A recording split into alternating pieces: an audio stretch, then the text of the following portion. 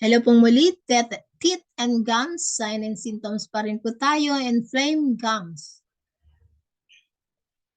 Inflamed gums. Stomachache is a common cause of inflamed gums.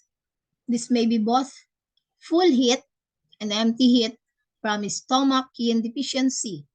Other causes include invasion of external wind heat in acute cases, and two conditions that affect children and are characterized by swollen and inflamed gums.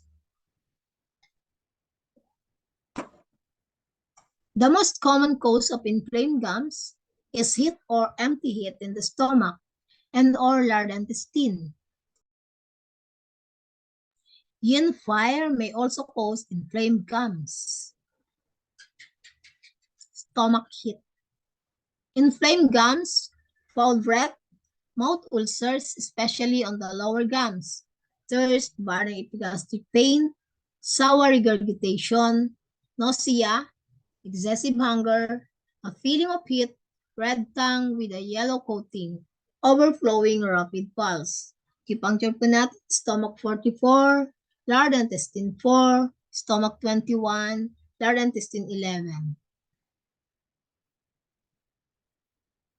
Stomachache deficiency with empty heat.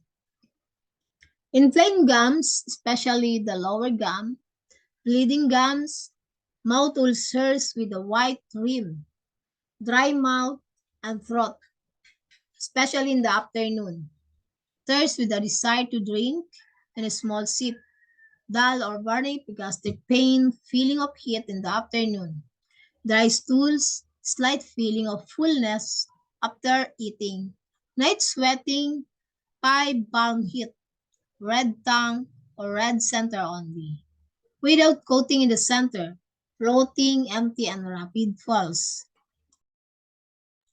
Acupuncture, stomach 44, spleen 6, REM 12, stomach 36, large intestine 4, and large intestine 11.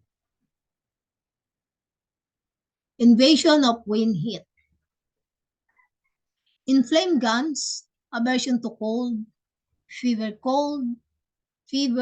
cough, sore throat, stuffed or runny nose with yellow discharge, headache, body ache, slight sweating, slight thirst, swollen tonsil, tongue slightly red on the side in the chest area or on front part, floating rapid pulse.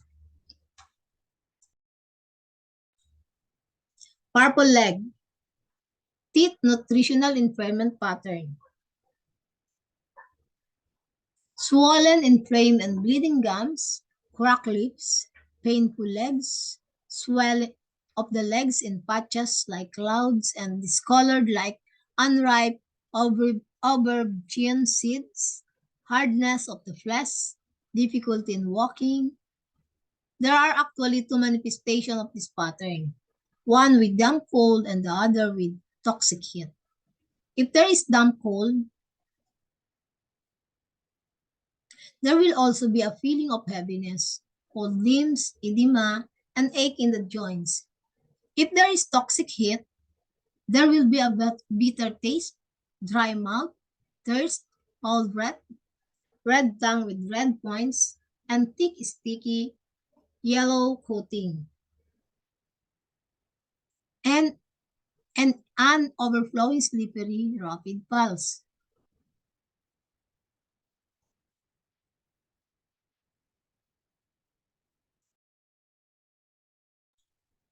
Walking crow. So, teeth nutritional impairment pattern. In the beginning, hard red nodules on the gum. After 1 or 2 days, the gums become inflamed and then greenish black. Bleeding gums that are neither painful nor itchy. Foul breath, red tongue with sticky yellow coating. This pattern is more common in children. Thank you po for your attention.